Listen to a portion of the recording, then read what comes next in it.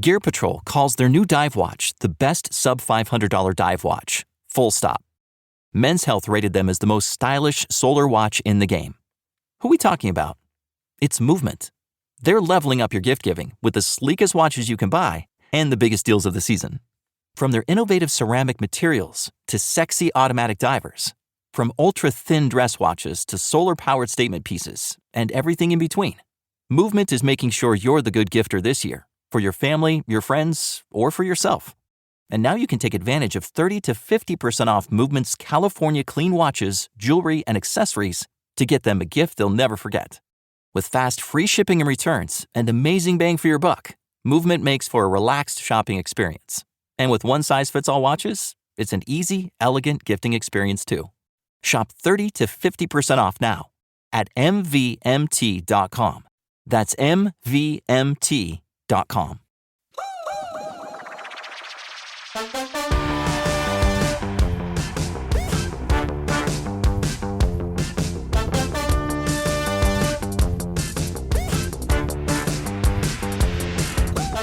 Hello, everybody. Welcome to the Potted Together podcast. I am Becca, and I'm joined by my co-hosts, Adam and Nicole. Hello.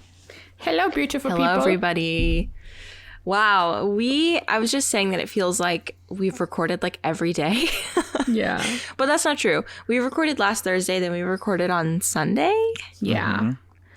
For Patreon. So we have a new Patreon episode once a month, if you guys are not aware. But anyway, so we have been talking a lot. Also, we've been texting a lot, which feels like the old days. Yeah, we have. We've been doing the voice memo texting. I'm loving it. Yes, it's nice. And okay, here's a hack for anybody out there. If you have, I don't have like the latest update with like the new, have you guys seen like the latest like iOS 14 or whatever it is? 16. Wait, we talked about it. 16, yeah. Oh, 16. I don't have it either. Oops. Okay, I don't have it. And so you can do this even if you don't have like the 16 iOS, whatever. But if you're looking at a voice memo on your phone in your messages and like, if your phone like locks while it's playing, you're going to have to listen to the entire fucking thing again. Yes. It's just like, we so love frustrating. our friends. we love our friends, but when it's like a 4-minute voice memo and like you keep remembering to go and tap your phone to keep it awake, and then like you get to that 3 minutes and 45 seconds and then your phone turns off and you're like, It's the worst. It's the you have worst. to listen to it. Like sometimes you okay. have to put it off to like start it again and then you forget. Yeah, and it's just a whole thing. So I discovered that if you long hold the voice memo, a little bubble will pop up of like what is this? A sound wave. bite? Sound wave, I think. Yeah, sound wave. And you release your finger and then it opens it up into like a media player and you can like scrub through the voice memo and like pause and start, and it's the best. It is, yeah. Game changer. Yeah. Totally a game changer for us because we send really long voice memos. Yeah. And Yeah, I love them so much. I'd also like to say that, Adam, I think you may have broke the record with like that 6-minute one that you left. Ooh. I think that was a record for our chat. So bravo. Yeah. Let's give him a round of applause. Yay. He broke a record. I love long messages so much, especially when I'm driving. Yes, absolutely. It's like a podcast, but it's your friend and it's like hot goss with your personal life. So it's like way more interesting. Yes. Yeah, definitely agree. It's the best. So if anybody out there does voice memos with your friends, excuse me, that's a good one. But anyway, today we're going to be sharing a spooky story where plants helped solve the case. Or in this case, this was my story. I wouldn't say that plants helped solve the case, but it helped connect parts of the case together. Yeah. So that Ooh, will... I'm excited. Well, This is fun. Literally, scared. that will come into play later. But we have to catch up because, again, it's not like we haven't chatted all week. I know, right? It's harder to What's do been catch-ups going- when we talk more frequently during the week. Because then I I feel know. like we have to share it with our listeners, but we're also technically being repetitive. Yeah.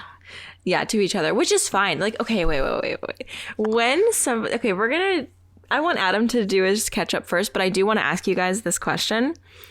When somebody is telling you a story and they're so excited to tell you this story, but they've told you this story before, okay? Oh, no. Do you say, oh, you already told me this? Or do you let them finish the story and pretend like you didn't know, or perhaps tell them after the fact that they already told you this? I feel like most of the time I let them finish because I don't want to be rude and like be like, stop, you already said this. Unless it's like my mom. You're always meanest to the people you're closest Fair. to. Yeah. Yeah. She gets it. Yeah. I let them finish too. I would never stop someone and be like, I heard this. But if like in the middle of their story, if they could tell on my face, because it's really hard for me to hide my facial expression. So I feel like that's why sometimes in the middle of the story, people are like, did I already tell you this? And I'm like, yeah, you did. But I do that to people too, like where I just like tell this because I just don't know who I've told the story to. You know? I feel like I do that a lot too. Mm-hmm. Yeah. Yeah, I definitely am a person that will let them finish and pretend like they've never told me. Or, of course, if it's somebody like really close to me, like partway through the story, or like I'll jump in and be like, and then he did this? Like, yeah, I think you told me this. Yeah. Like I make it seem like it's not like you're stupid for telling me this. Yeah. Like I'm like, we're collaborating on this storytelling? Like we're telling the story together now? This is fun. But also I had a roommate. Oh, sorry. Oh, sorry. I was just going to say I had a roommate in college who always told the same stories over and over again. So I just was like, listen, she's really excited. Like, this is the third time I've heard this, but like, let's just roll with it. Yeah. I was going to say it's kind of hard for us three, though, being friends, because we're also like on the internet. So like we're in our Instagram stories. We're on YouTube. Like Adam has a whole other podcast, and like it's hard to remember what we say online. Like sometimes like Becca will tell us something that she was doing and I'm like, oh yeah, you told us that. But I was like, no, you didn't. I just saw it in your stories, you know? Yeah. So I feel like it's kind of difficult to keep up. Yeah. It's weird being a human online because like this happens. Like there's people that I follow on all of their platforms and they will share the same stories on all of their platforms. And after a while I'm like, oh God, I already know what her update's going to be because I follow her on TikTok. I've seen her a whole week. Yeah. But it's still like, it's still kind of fun. Yeah. I don't know. Yeah. But I feel like we don't do it that bad. Yeah. Like we're not sharing like a lot of our life because I don't know. Not completely. Yeah. And like not that much exciting stuff even happens to us. No. Yeah, Yeah. I feel like we all live pretty low key lives. Yeah. Yeah. So along the same I guess I don't even know the phrase I'm thinking of. Lines. Along the same lines of what you just asked, have you guys ever had a situation where you told someone a factoid and maybe a week later they tell it to you like they're expecting you never to heard it? Because Steve just did that to me this week. Oh my gosh, that's and I so don't even funny. remember what the thing was, but like this weekend I was like, oh yeah, did you know this? And he was just like, whoa. And then we were driving in the car the other day and he was like, did you know? And I'm like, dude, I told you that. I do this to Jay. I was the one that told you. I do this to Jay and he does it to me too. There's been a couple of times. Like I could count on my hand probably, but that is so funny. Yeah. Oh my gosh. Oh. Yeah, it's funny. Human communication, if you will, is very funny. Yeah. But anyway, all right, Adam, let's hear it. What have you been up to? You know, not a lot. I'm leaving Friday to go back to Nebraska, which I guess by the time this airs, I've already gone and been back. But you guys know how much I hate flying. Yeah. It's just I've been a wreck this week, and then I have to like water all these plants, and I just every time that I leave for vacation, I have this like realization of I have too many plants. Like this is a lot of work to be gone for 10 days. But you know, Steve will be here, so I can give him directions on checking for things if I don't get to them all. Yeah.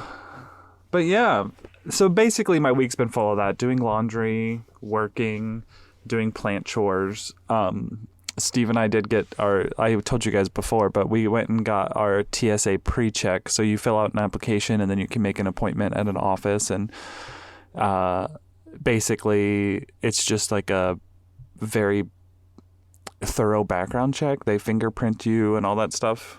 And so I got approved for TSA pre-check, so I no longer have to get half naked in the airport security line.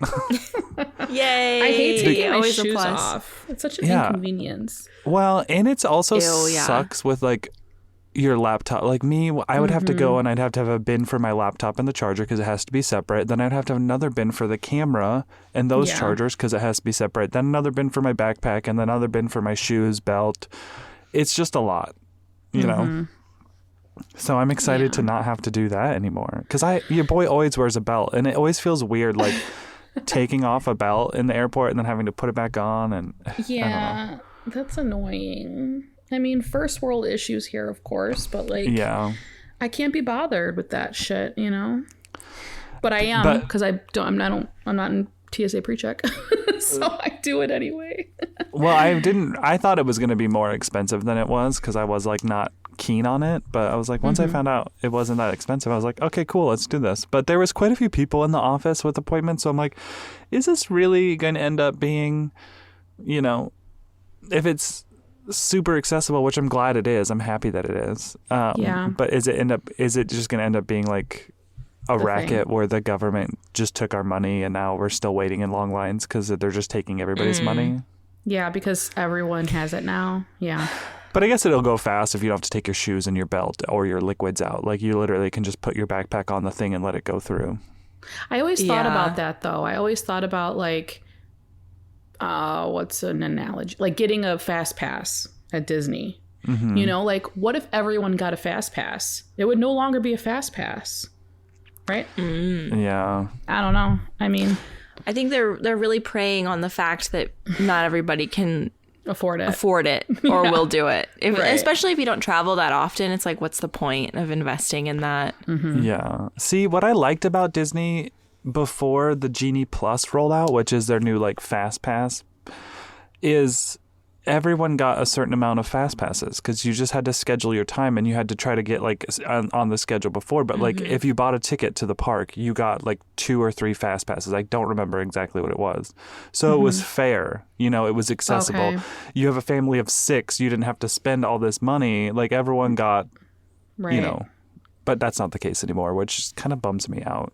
Yeah. Oh, well. Yeah.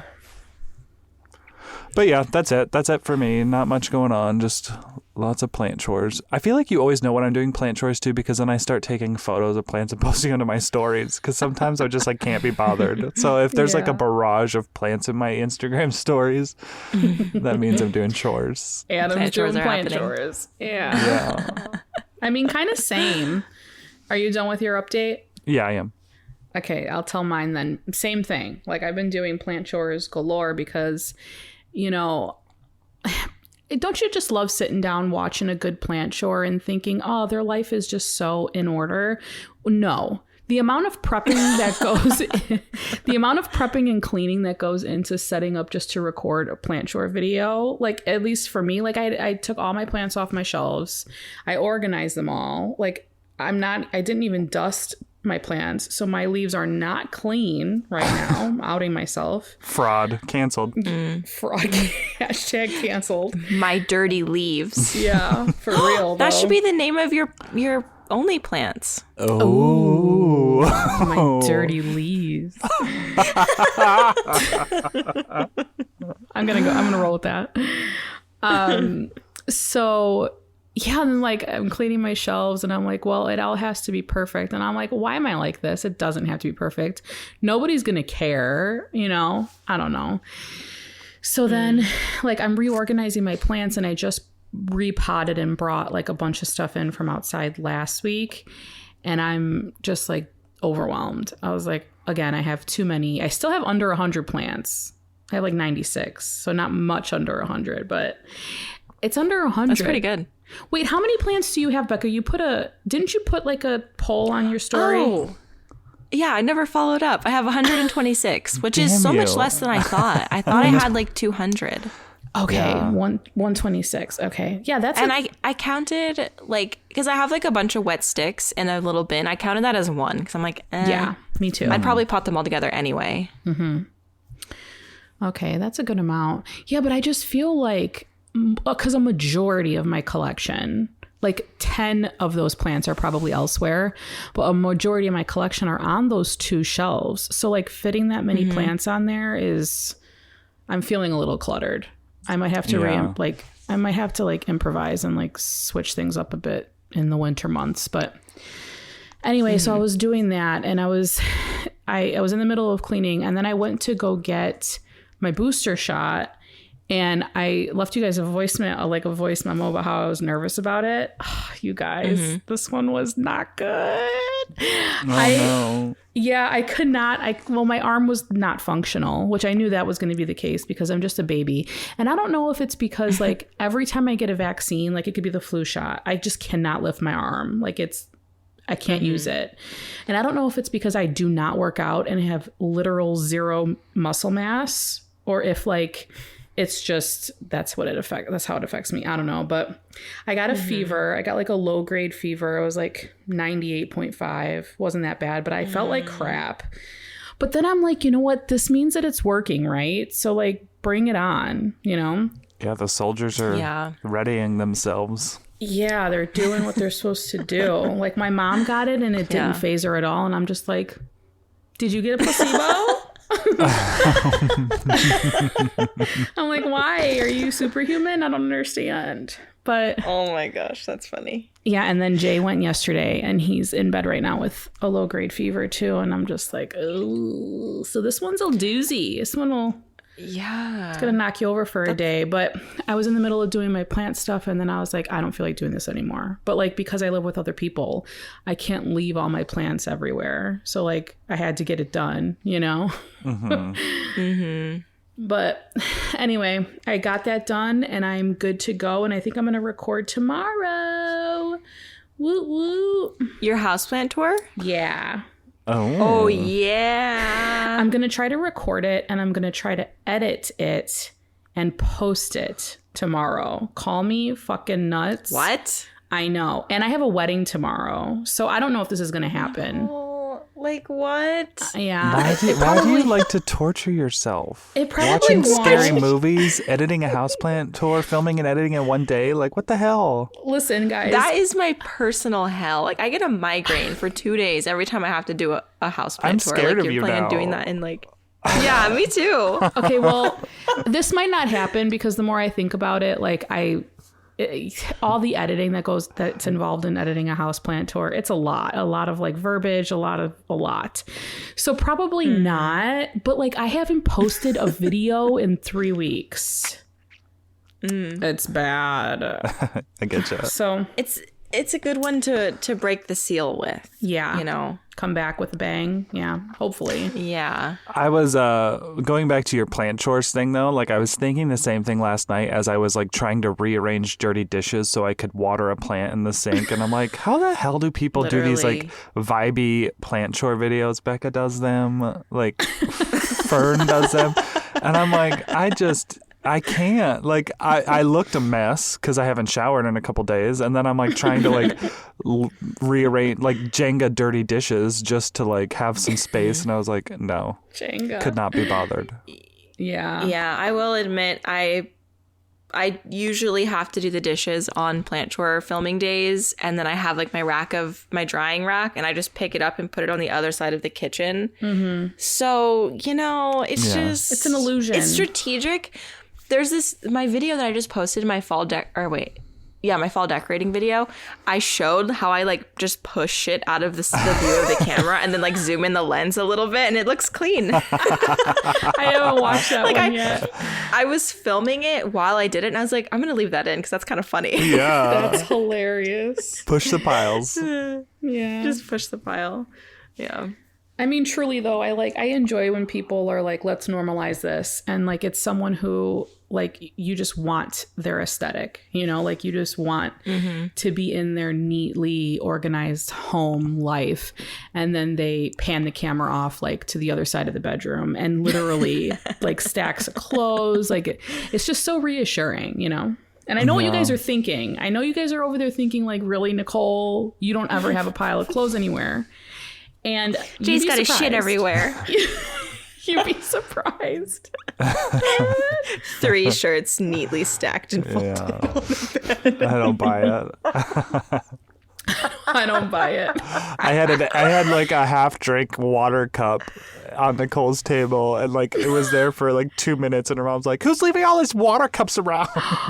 No, she didn't, did she? Oh, no. It was no, it was not water cups. It was, remember the water bottles? Yes. When I was there, and she was like, "Who keeps leaving me?" I was like, "I was just drinking out of that one." No, she didn't say it to me. It was like a general. Yeah, of course. Royal you. Let's just put it in your lap. Let's scream that out when we have company over. Let's do that. That's the first thing Nicole said. Maybe on the slim chance it's Adam. And Nicole said that the second we had some like alone time, she was like, "I'm so sorry." I do remember that. I'm gonna apologize for her right now. No, she's great. Oh my gosh, that is funny. Wow. So how about you, Becca? Well, let's see. Oh, dang it. I was going to share something exciting. Well, first of all, let me have my cry moment that summer is over. Okay. I reserve the right. You did that last week. No, I'm just kidding. No, I know, but it's really over now. It is. Yeah, you're long over. sleeves. Yeah. I know. My house is 66 degrees. I'm freezing. A dream. Like, so we're back in this. Like, okay, you guys, my house is obviously very cozy in the holidays. I do say that because we've got the fireplace. You know, you have to wear layers because it's cold.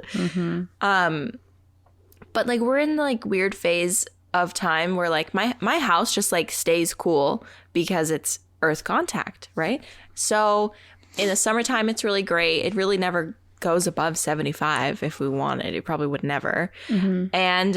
But however, in the winter time, it gets cold in here. Okay, yeah. It's cold. So pretty much, it's a basement. So chilly. So I have to wear lots of layers during this weird transitional time between like, it's not really acceptable to use the fireplace because it's like 77 degrees outside, but I'm cold in here, 66 degrees. So basically it was like 40 degrees this morning when I went to the hardware store, and I shed a single tear. And when I was working on the greenhouse, it was cold. It was really cold. I was wearing my quilted coveralls with my coat and a beanie. Oh my God. In 45 degrees. I am such a baby. Still, I'm such a baby. Yeah. I mean, no, not yeah, but you know what I mean? No, also, yeah. We can admit it. We can say it. It's fine. Just say it. So this is my final goodbye to summer. I love you. I miss you already. I can't wait to see you next year. I don't know what I'm going to do without you. I'm really going to try to get through this winter. It's funny because I posted on Instagram, like I reposted a TikTok, and it was like when your seasonal depression really starts in the beginning of summer and fall's here and you're just like in your zone. And I'm like, yeah, that's me. I love this weather so much. Yeah, there's people that have it reversed. Like one of my friends in college is like that. And I'm like, this is just not that it's strange. It's just I've hardly ever heard of people. It's strange. Yeah.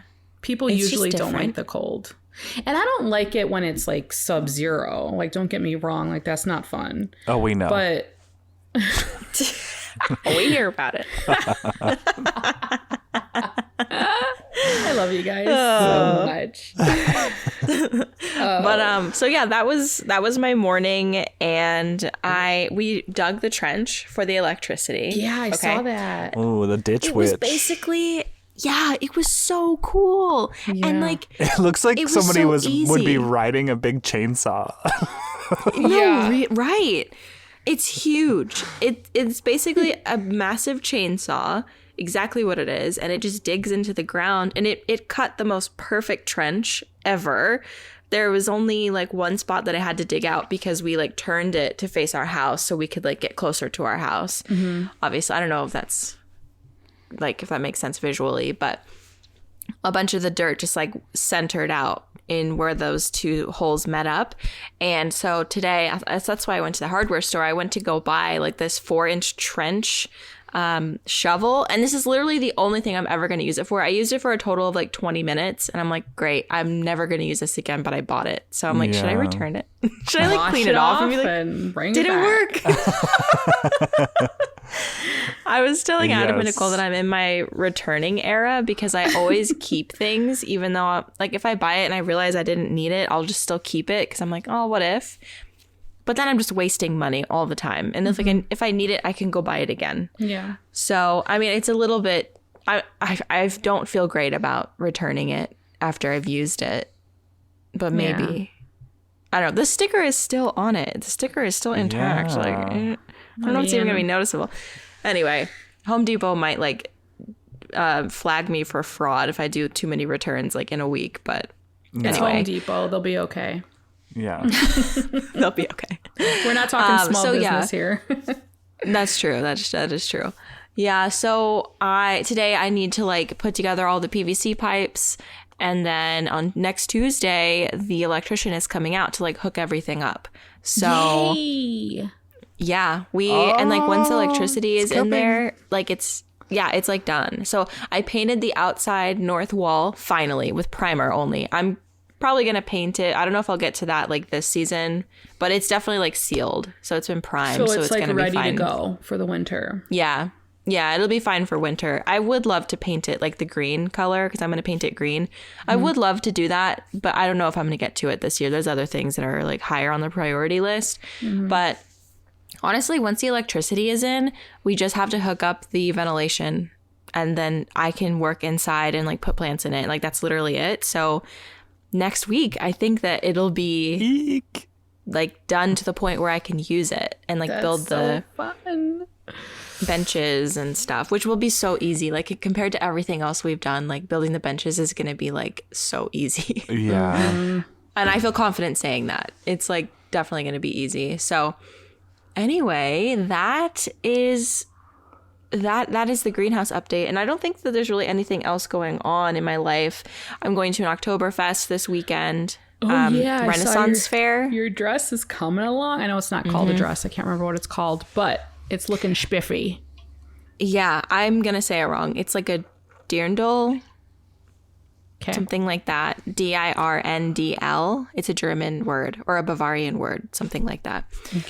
Okay, sorry. I swear that I have looked up the history of this garment before I'm literally making it. But anyway, it's a traditional Bavarian dress. You've seen it before. If you've seen any Oktoberfest event, you've definitely seen one of these dresses. So I decided to make one, and it's been so easy. Like it's just been fun. And I'm just so thankful that I know how to sew because this has not been stressful to me at all. It's just been fun, you know? That's nice. So can't relate. I mean, I say that. Can't relate.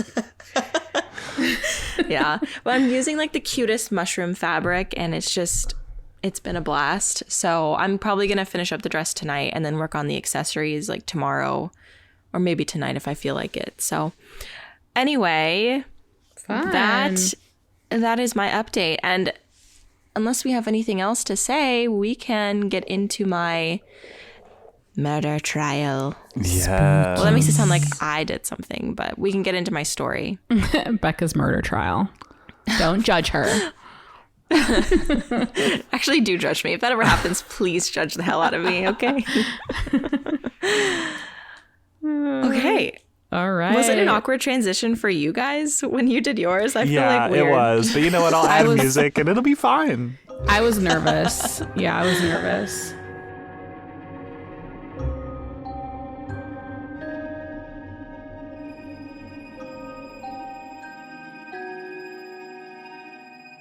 We're going back to the 70s is when this happened. Ooh, this the is 1970s. Like murder capital time. Yes, things were wild, but we need to go back a little further to April 13th, 1949, in Cook County, Illinois. No. Which, yes. Oh, this is going to be good, y'all. Well, that's just where she's from. So Okay.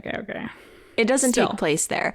But I figured I'd mention it because Cook County is the most populous county in the U.S., state of Illinois. Sorry, that was so robotic. Why did I write U.S. state of Illinois? Isn't reading your notes and trying to like tell a story hard to do? Like I hated so school weird. so much. I was not a school person. Sorry. Yeah, like I really don't want this to sound robotic, but as you guys said, it's kind of hard when you're like reading. And anyway, so it's Cook County is the most populous county in Illinois, and more than 40% of all residents of Illinois live within Cook County. That's pretty crazy. That's like almost half, Nicole being one of them. Yep. Anyway, so meet Michele Cecil Wallace, a lady born in Cook County. And she was noted as being a tomboy. She, and this is because she liked, racing cars and just generally not like the girly stuff like tea parties and dressing up. She also had 2 brothers, which probably contributed to that. She wanted to keep up. And happy family, pretty much. Her family is very normal. 3 kids, 2 parents. Oh, I should say, trigger warning. For sexual assault, obviously murder, and I think that's it. I'm not detailing like assault, but it will be mentioned. Okay. And also, yeah, okay. So anyway, so happy family, right? All intents and purposes, a very normal childhood, very normal life. She graduated high school. This was, I'm guessing about 1967, like based on, I just added 18 to her birth year because normally people are 18 when they graduate high school. So I dated this to about 1967. So after she graduated from high school, she visited Africa and Spain. Ooh. So I'd say she was a real world traveler, especially for the time. Yeah. And wealthier, woman. Probably. Yeah. Yeah. And I was also thinking they had to have had some money because I'm sure it was, obviously cheaper to travel back then, but to go alone as a woman in that time at 18, it seems like not like the normal situation. Not very obtainable.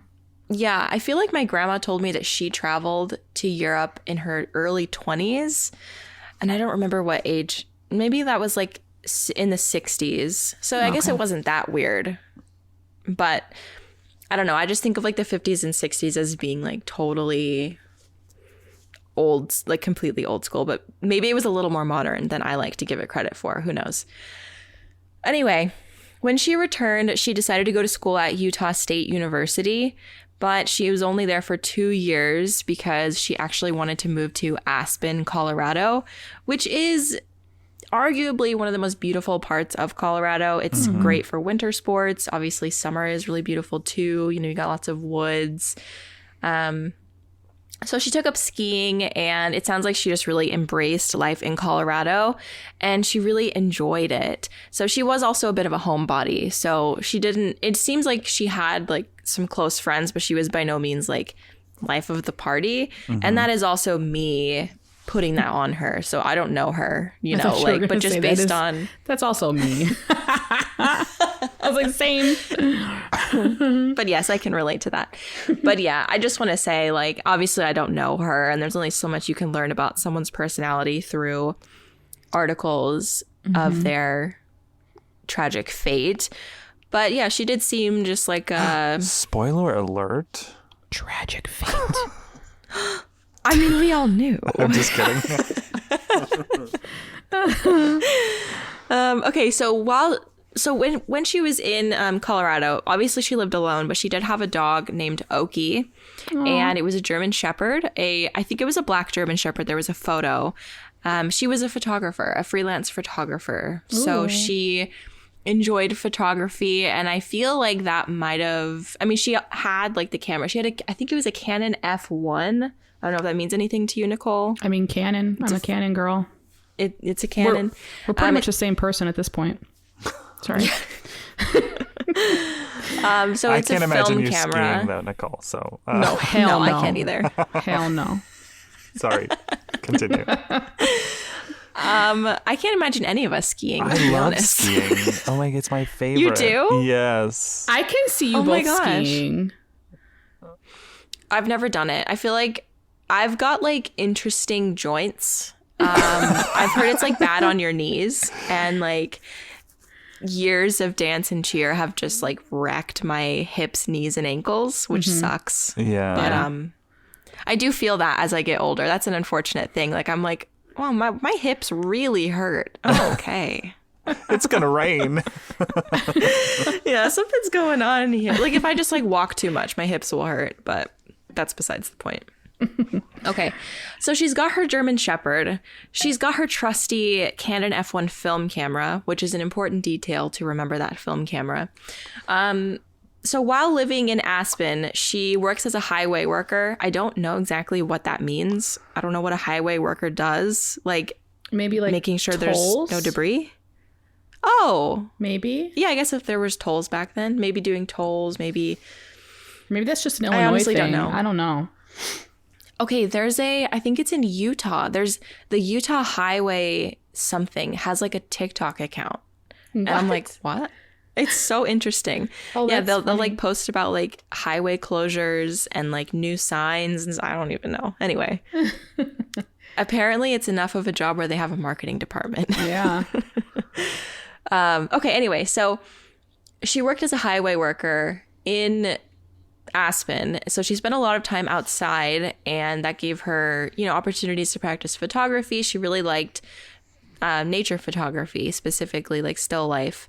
And so she took a liking to an area called West Gunnison.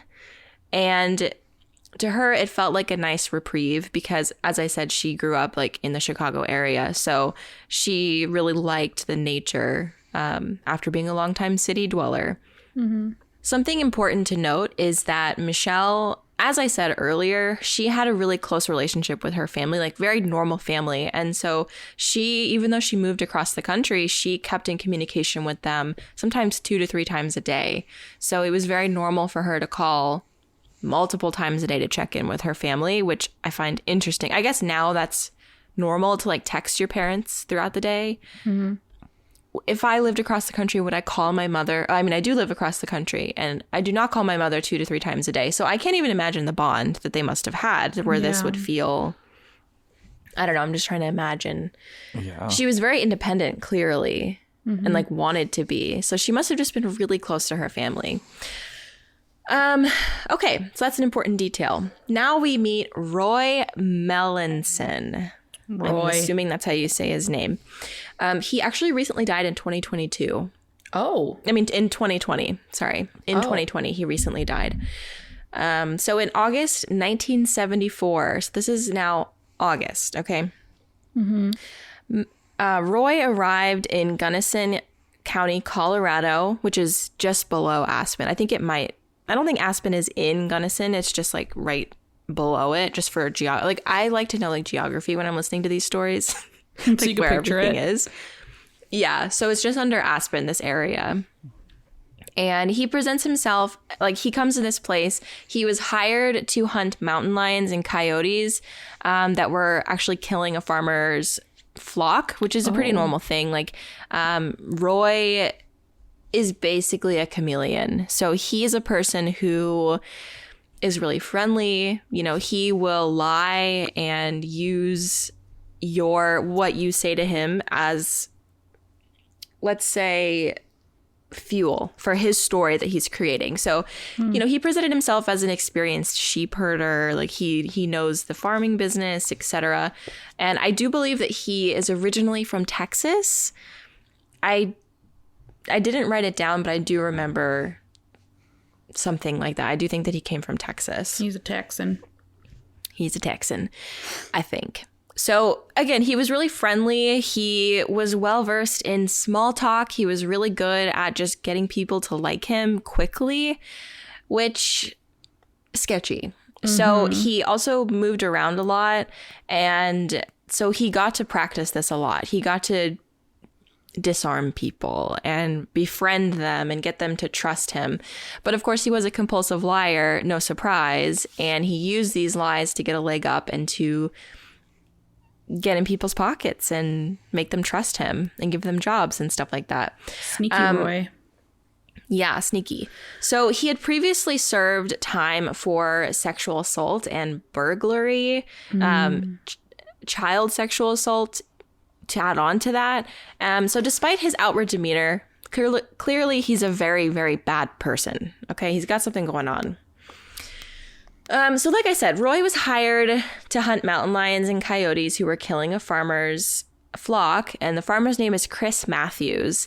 And so they met up at a place called Timbers Bar in Gunnison County. And afterwards, Roy asks Chris for a ride. Why he doesn't have a car, I'm not sure. How did he? I guess a bus, right? He's coming for a job. Maybe he just hopped on a bus. So they hop in the car, probably a little truck, and suddenly Chris's car breaks down. This is the farmer. The farmer's truck breaks down on the side of the road, and they're stranded. And guess who drives by? Oh, Michelle. It's Michelle. It's Michelle. So good citizen Michelle. Yep. So this, honestly, like this is what makes me so sad is obviously Michelle dies. We know this. Yeah.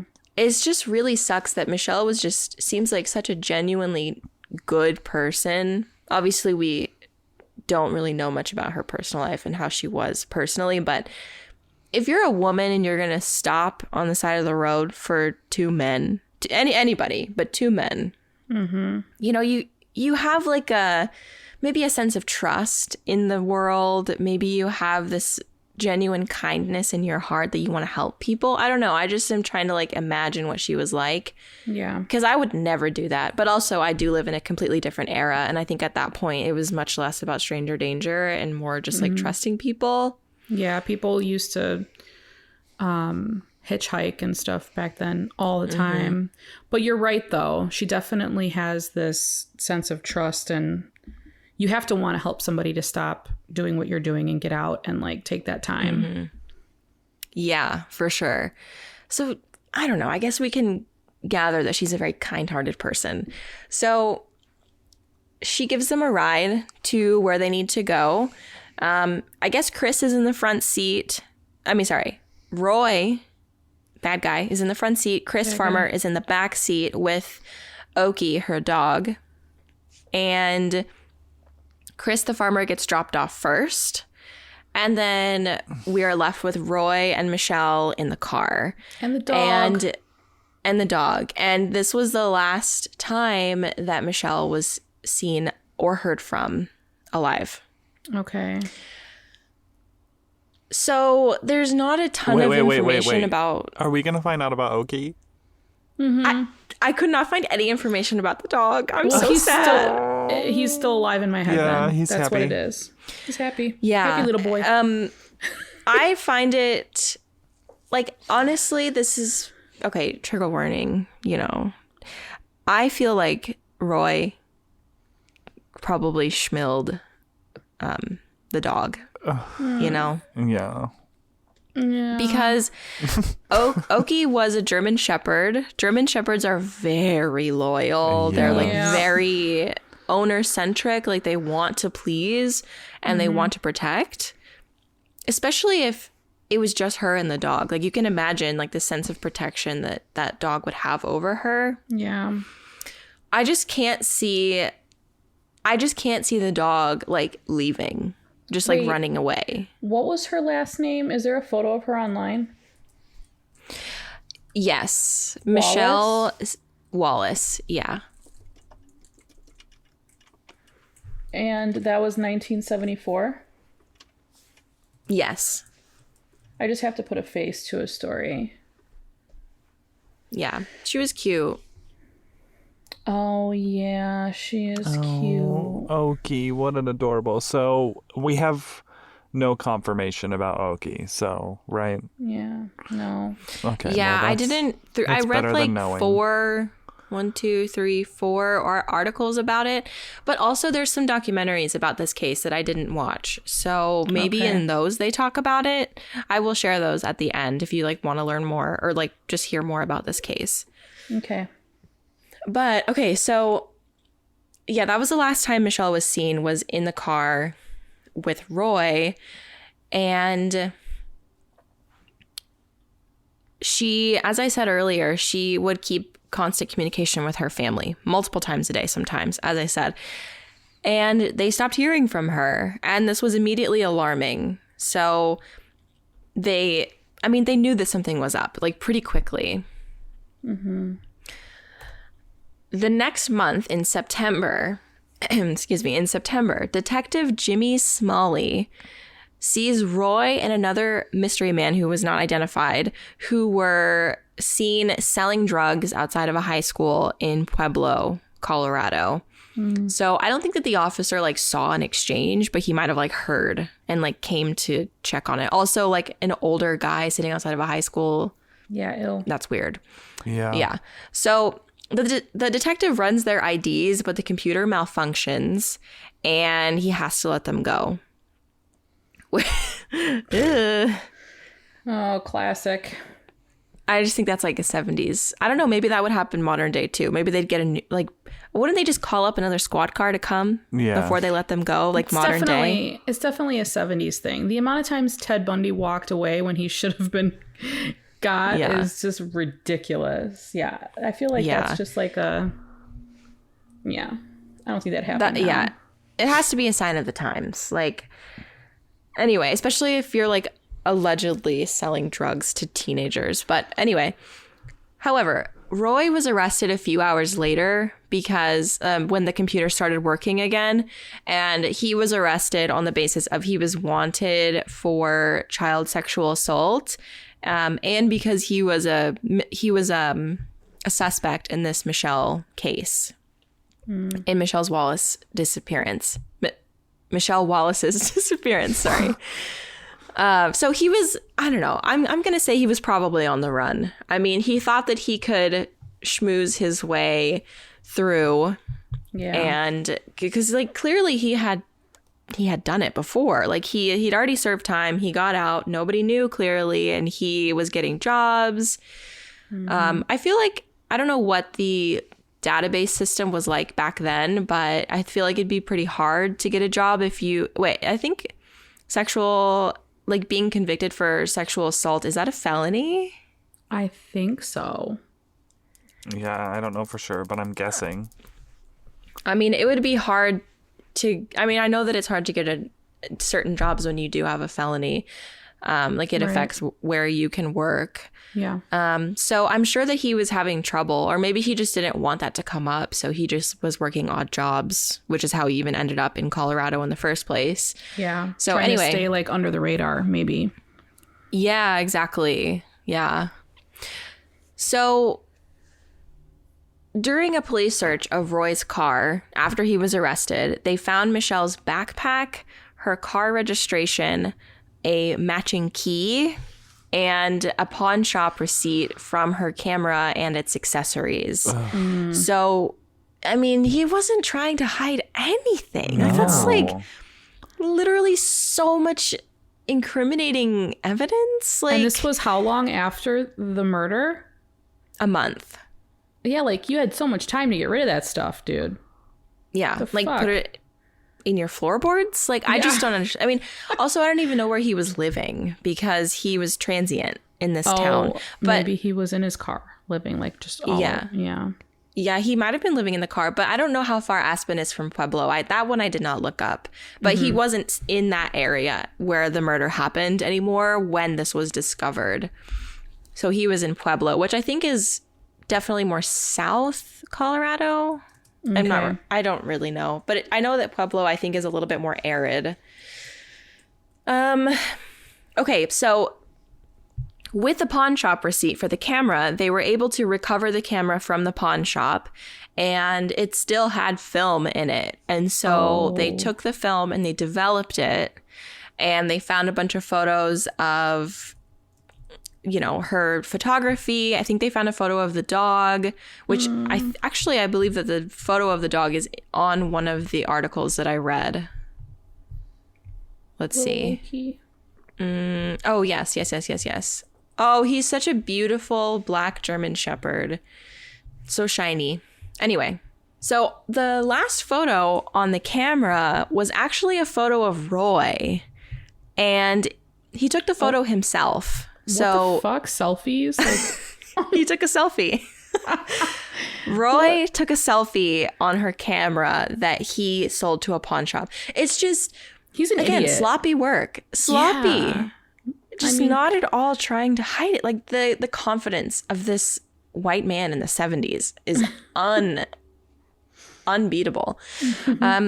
Somehow this was not enough evidence to arrest him. Yeah.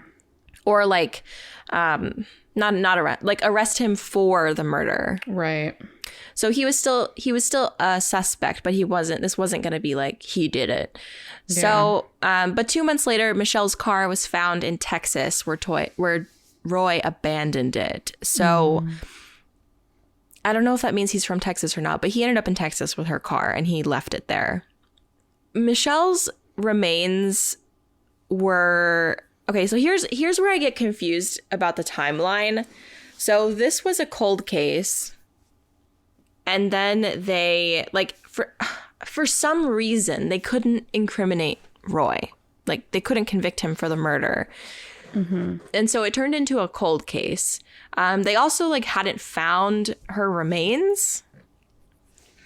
Okay, and again, this is where the timeline gets confusing. So if you watch the documentary, it will probably be more clear, but it was kind of confusing between the articles. But the case goes cold until the 90s. So the county sheriff decided to reopen the case in the early 90s, and not long after that, her remains were found off of a remote mountain road, but it couldn't be determined how exactly she died. So the initial remains that were found were 2 sun-bleached, braided ponytails in a paper bag less than a mile from these people's cabin. So there's just people either living there or vacationing there, and they find a bag with 2 ponytails in it, 2 braided ponytails in it. Like 20 years later?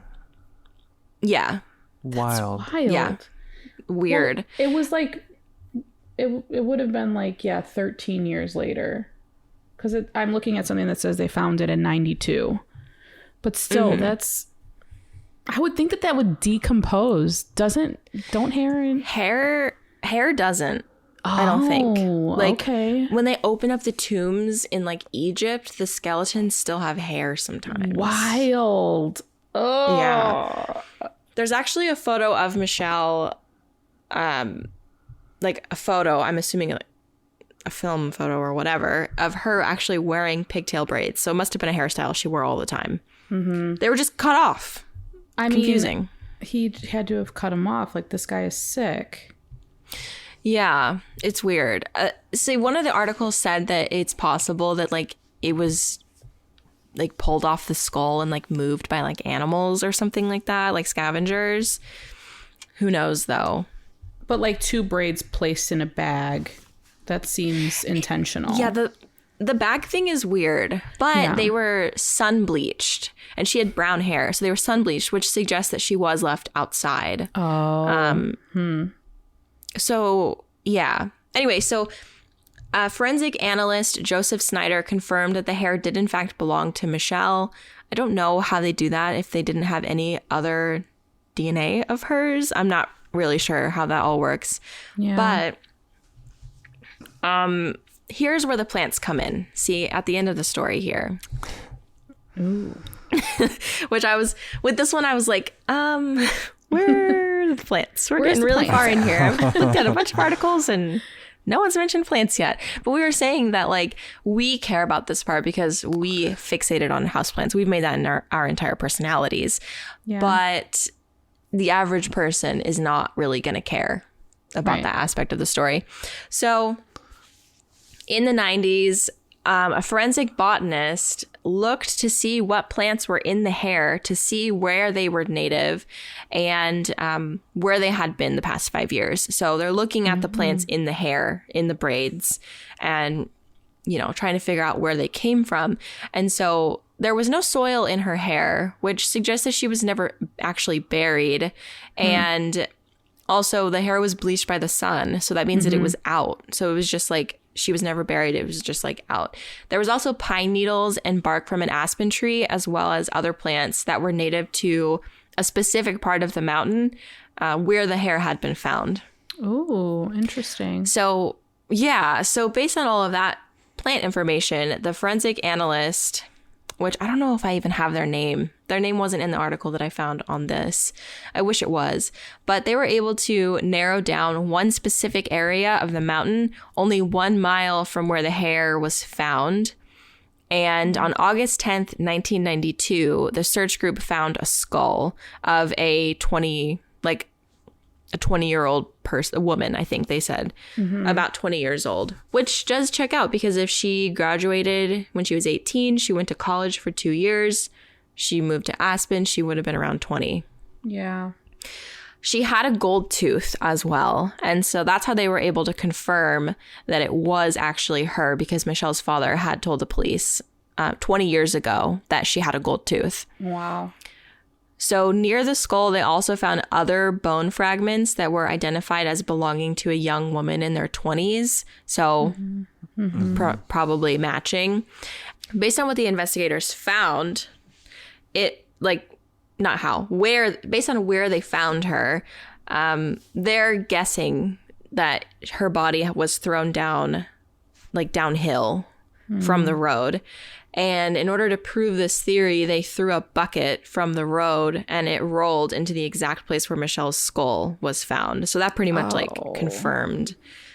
Yeah. So that's how they were able to find the rest of her body, which I feel is a certain kind of justice for someone who was like murdered. Yeah. Like knowing where they are and like being able to put them to rest, like finally in like their final resting place, I feel is like symbolic. I mean, once you die, like, you know, your body, your consciousness is no longer there. But I don't know. I just feel like it does matter to give people a final resting place that like was chosen by loved ones and stuff. So, well, plus like they didn't really know that she was dead because the body wasn't found. So like that sense of just not knowing and like so many unanswered questions is just like, ugh, those poor parents.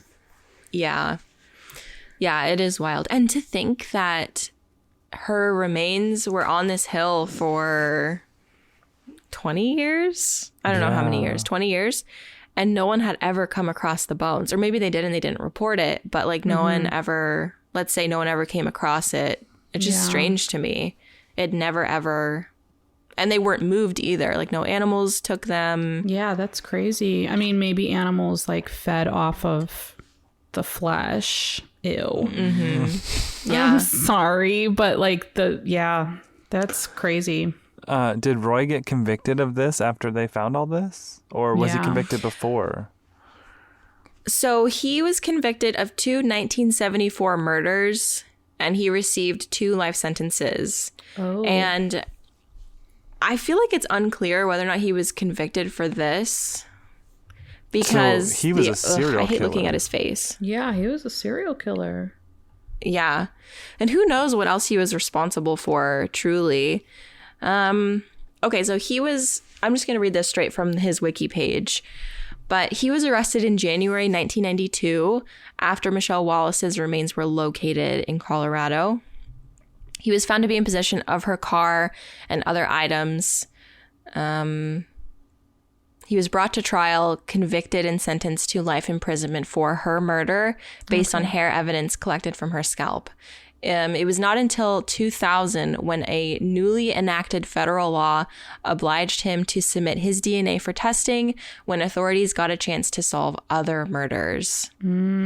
So he was also responsible for murders of... let's see, Anita Andrews and Charlotte Sarwin. Sauerwein in 2010. Wow. But he was only tried to the Sauerwein case in 2011, and that's when he received his second life term. So by definition, yeah, he was a serial killer. That's wild. One other serial killer in the 70s. Yeah. Yep. Dang. So and it says here, like, a bunch of law enforcement agencies around the country started reviewing cold cases, trying to connect it to him. But Roy was uncooperative, and he kept trying to get parole without success. Oh my God. And it seems like he just died of old age. I don't know. He died on May 22nd, 2020 while serving his sentence. Yeah. That's the day of my birthday. Creepy. Let's see how old he was. 1937. He was old. Yeah, he was up there. He was 90s, right? Oh, I'm bad at math. 83. Oh, okay. It is He was still 83. so wild to me, just like Nicole's case and your case, that an analysis of plant material found can narrow down to such a small area. Like, I just, because you just think native plants are native, like, not native everywhere. Obviously, there's native Arizona plants that won't survive anywhere else. But, like, to be like, okay, well, it's this little square mile on this mountain that you're going to find these things together, you know? Yes. That's so cool. That is absolutely wild. I think, like, the whole concept of, like, biodiversity is so foreign to me because there's, like, things that, like, I feel like we go, like, green blind. Like, we're not plant blind, but, like, everything kind of looks the same. Mm-hmm. And I feel like that is also affected by human activity, though, because a lot of native stuff gets ripped out to put in houses. Yeah. And, like, that gets lost a lot of the time.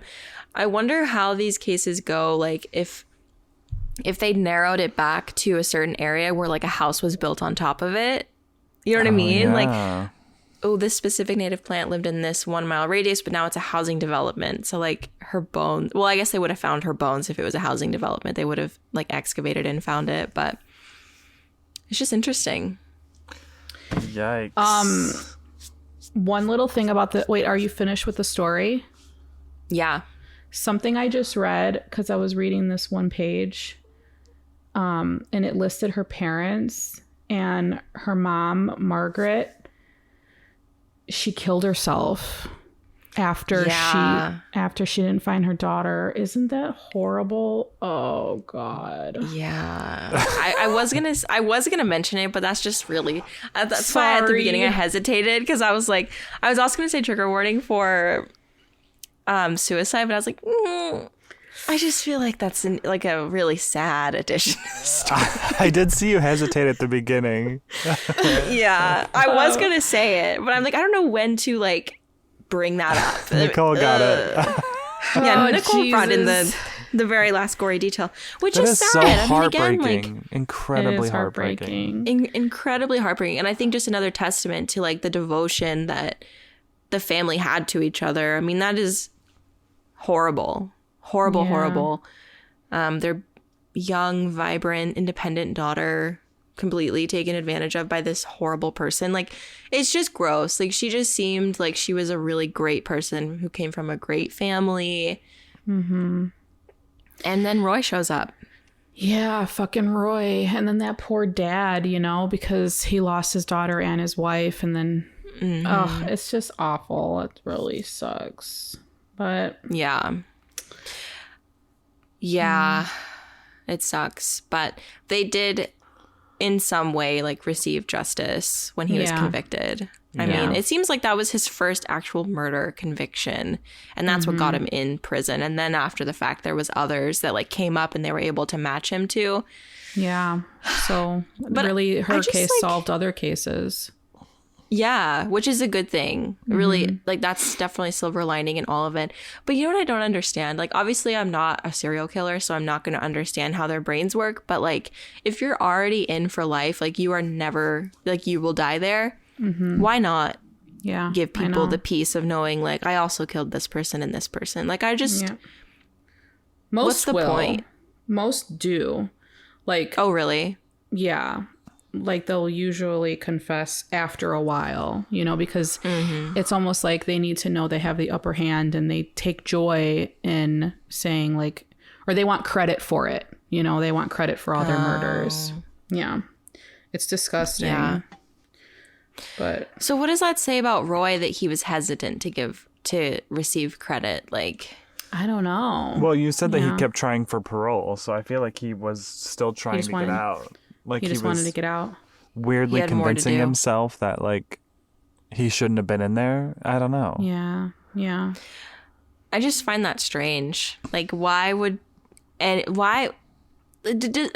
are those parole cases even looked at? Like, if you are a convicted, like, first-degree murder, would you ever even get parole? Yeah, probably not. I can't imagine. Yeah. The only time where I'd be like, yeah, is if it was like a single time and they were defending themselves, like their husband beat them or their wife beat them, or, you know, something like that. But that's such a gray area. Like, that's so hard, like, because you still are serving that life sentence. Yeah. I think it's just a matter of like the prisoners having rights too, so they have to have that available to them, like to go up for parole, you know. Yeah. But a lot of these cases, like when you go to jail for murder, like a lot of the times their sentence is life without parole, and then they don't get that option, you know. Yeah. See, I wonder, maybe because it was in the 70s, that's why he didn't get life with no parole. It was just life. Yeah, maybe. I don't know. He was just very sloppy. I don't know. It's all just very shocking. I'd be curious to watch a documentary on this, though. Like, now I'm intrigued because I read something somewhere. Oh, go ahead. Sorry, go ahead. I was going to say I'd be intrigued to watch a documentary on this because I read somewhere, I can't remember where, but you could probably Google it, that a lot of serial killers, like, they will study their brain, or they'll study like their childhood, obviously. And a lot of the times serial killers suffered some type of brain, not defect, but like they were like dropped on their head as a baby, or like, I think one of them brain injury, like fell off of a swing and like had a brain injury, like something that has to do with the brain. So I think that that's kind of cool in a way, like, and then it makes you think like, well, if this person has a brain injury, like they think completely different than we do. And it's like, obviously it's wrong. You're not supposed to kill people, and what they're doing is disgusting and sick. But it's like, can you really blame those people? Like, if they don't know, I mean, everybody knows right from wrong, I guess, right? So like, yeah, you can blame them. But you know what? Do you know what I'm saying? Like, it's just a weird thing to think about. Yeah. So, trigger warning for child pornography, but I was listening to a Radio Lab episode, so it's kind of along the same lines. And this guy had brain surgery, and when he came out of brain surgery, it was like he was, I don't want to say addicted, but addicted to child pornography. And it was all because of something with the brain surgery. And then he went in and had surgery again, and it stopped everything. And my God. Obviously, it's a lot more nuanced than that.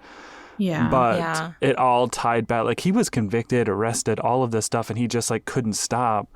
And it all tied back to that brain surgery. And then they went in and did something, and then it all stopped. And it was just like, how? Like, the brains are like, it's fascinating to me.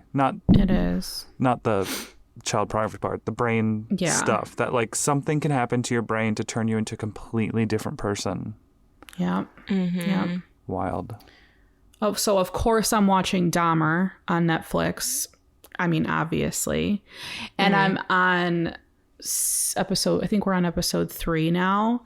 And when he was growing up, Jeffrey Dahmer, I don't know if you guys know a lot about him, but he pretty much murdered young men and ate them. Ugh. Yeah. But like his father, when he grew up with his father, trigger warning, animal abuse, he would like they would, well, he definitely killed animals, but like they would find like a dead animal at the house, or like roadkill. And his dad would like, you know, dissect it and take its heart out and like all these things, and told him like, yeah, it's okay to be curious. It's okay to be curious. And I'm like, this guy was like coerced into having these feelings about organs and shit, you know? It's just getting really deep, and I'm just like, I don't even know if I can handle a lot more of this. That's what I've heard about that series. I haven't tried to watch it yet. Yeah, and there's a couple scenes that were just really hard to watch. So props to those actors for even being able to do that. But I was gonna watch it. I don't know anymore. I watched that small documentary on Netflix called like The Bling something. The Real Bling Empire. The Real Bling. That was pretty good. Yeah, it was pretty good, and I liked that it was like short, because sometimes I'm like, oh my god, these are gonna be so long. Yeah, so hard to get into. But that's another one where they just like did not seem. Well, at least the guy did not like seem sorry. Yeah, he's like, I'm gonna do this documentary, and he's laughing through the whole thing. I'm like, bro, you robbed movie stars. Like, what are you doing? He's like, I did that. I wanted to be famous. Yeah, it's just wild. Yeah. Well, before we close out, what you said that you had some documentaries that was about this, Becca? Yeah. So one of the articles mentioned HBO's series Autopsy 4 and Cold Case Files on A&E. And again, her name is Michele Wallace. And and also I didn't do a ton of research on like Roy himself, because I didn't want to like put a ton of like emphasis on him. But I just read the part in his wiki where it says that he, well, first of all, he's actually from Louisiana. And he allegedly killed an inmate when he was imprisoned in Texas. One of the times he was imprisoned. So like this guy was like definitely a serial killer. Bad egg. Yeah. Yeah. Yeah. So terrible person. Yeah. But yeah. Anyway, isn't it so awkward to end the episode after these? Yeah. That's how I felt last week. I was like, okay, well, thanks for listening. Yeah. See you next week. I feel like we should like say something happy. Like that's what My Favorite Murder does. I haven't listened to that podcast in so long because it gave me nightmares, but they like will say something happy after, because it's like, wow, this is really sad. Fun fact about me, not that you asked, but when I was little and I used to watch scary movies with my mom, because I grew up watching scary movies. Shocker, I know. We would have to watch like a Disney movie after, or like a cartoon or something, or I couldn't go to sleep. But that would like erase the movie for me. Like 20 minutes of Mickey Mouse, and I'm like, I'm good. Like I'm back in my happy place. Jeffrey Dahmer who? Jeffrey Dahmer who? Oh my gosh. Yeah. I wish I was like that. Unfortunately, I have nightmares. I'll probably have a nightmare tonight. Oh, shoot. But that's okay. Something happy. Something happy is you got pumpkins and mums. Yeah, I did decorate for my porch for fall, and I spent way too much money. Okay, so are mums more expensive this year? Because I'm getting that vibe. Like I've looked at a couple places and I'm like, I'm gonna wait till I find them cheaper, and the time hasn't come. It hasn't come. I don't know if they're more expensive this year. I only bought 2 mums last year. Like I really didn't do much. I can't find any for like under $25. That's a lot. How big though? I want to say maybe like a gallon bucket. So they're a decent size, but I'm like, these are going to die in a month, you know? Yeah. Like I can't spend $50 on mums for them to die in a month. I can't do it. No, I wouldn't either. Gosh. You get little ones? I can't find any smaller ones. This I didn't spend more than like $10 on a single mum plant. And I bought like 4 or 5. But you know what was more expensive than anything was the freaking pumpkins. There's pumpkin inflation. There is pumpkin inflation. Yeah. The jack-o'-lantern pumpkins were like between $6 and $8, and then the fantasy pumpkins were like $8 to $10, and I was like, what the? I know. And I was gonna. Oh, sorry. Go ahead. I was just gonna say, I know this was supposed to be a happy thing, but like I read about it because farmers, we didn't have enough rain this year, so like they only got half the crop. Yeah, which you can't blame the prices for that, you know, like. Yeah, that's what I was gonna say. I was gonna grow pumpkins this year. I'm glad I didn't though, because it was so dry. It would not have been good. See, but this kind of annoys me because where I lived in Illinois, there was in Morton, Illinois, there's the Libby Pumpkin Factory. So Morton, Illinois always has Pumpkin Fest, which is amazing. Pumpkin everything. But there's lots of fields around Illinois that grew pumpkins specifically for Libby in their canned pumpkin. Yeah. But you would drive by these fields and you would see piles of pumpkins that were just chopped in half because it's proprietary. So like they didn't need all the pumpkins, and so they destroy them in the field so no one else could take them because Libby. That's shit. Yeah. So I'm like, okay, well, you know, whatever. That's shit. Yeah, Capitalism. that is not cool. I hate that. Yeah. Lots of companies do that. They'll destroy product rather than sell it or give it away. Yeah. Yeah. Put it in the trash. They'll like literally put it in a landfill instead of selling it, which is so strange. I have a happy thing. I have a wedding today and tomorrow. Okay, that's not my happy part. It's like the weekend for me starting now. But I'm off every Saturday in October. So I'm doing all the pumpkin things. And I feel like I subconsciously did this on purpose. I don't remember getting inquiries for any of these Saturdays, but I may have looked at my calendar at one point and been like, no, I'm not going to take this wedding because I could go to a pumpkin patch that day instead. Yes. And that's what I'm going to do. Because I don't see my kids. Like they're in school, they're in clubs, they're in, you know, I just never see them. So I'm like, Saturdays is for the pumpkins, you know. That's right. Pumpkin bitches only. Pumpkin bitches only. It's going to be pumpkin spice and pumpkin patches all October. So that starts this weekend, and I'm very excited. Yay. Yay! So 2 work days, and then you have the weekend. Yep. Woohoo! Love to hear it. Yeah. All right, guys. Well, thank you so much for listening to this episode. I hope that you enjoyed this mini series of plants solving crimes. This was really fun to tell a story and listen to stories. So we enjoyed it. We hope you enjoyed it, and hope you have a beautiful spooky season. If you have any comments or additional information about this story, you can leave it on our Instagram page where we are going to be talking about it. And we're going to use our latest Instagram post like as a comment section. So if you want to share any thoughts, you can give us a follow.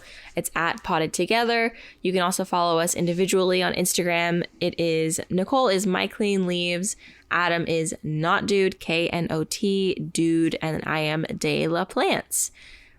And we have a Patreon. If you're interested in some bonus fun episodes where we chit chat and get a little wild, we record after hours. So it's specifically, it's a very specific type of unhinged, I would say. So also, I must say, like, I am so excited to listen to October's Patreon episode again, because I feel like that may have been, it may have topped the rest. Like that was, it was a hilarious episode. Yeah, we just chat. Like, there's no topic. Like, I've noticed that we just hit record and then we just keep talking how we were before we started recording. And like, was that the episode where one of us started to explain something because not everybody would know the inside joke, and Nicole goes, "Who are you explaining that to?" Yes. Wait, is that the episode? And I forgot we were recording. I was like, oh my God, I thought we were literally just having a conversation right now. Which we were. We were. Yeah. But yeah, so it's a ton of fun. It's a fly on the wall situation for our Patreon. So anyway, thank you guys so much for listening, and we will see you in the next one. Bye. Bye.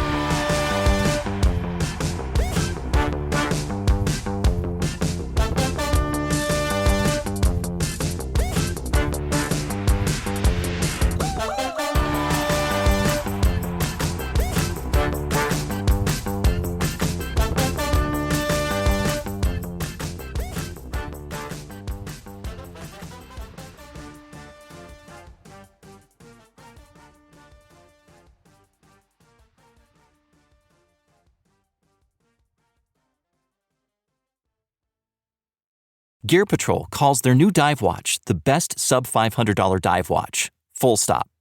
Men's Health rated them as the most stylish solar watch in the game. Who are we talking about? It's Movement. They're leveling up your gift giving with the sleekest watches you can buy and the biggest deals of the season.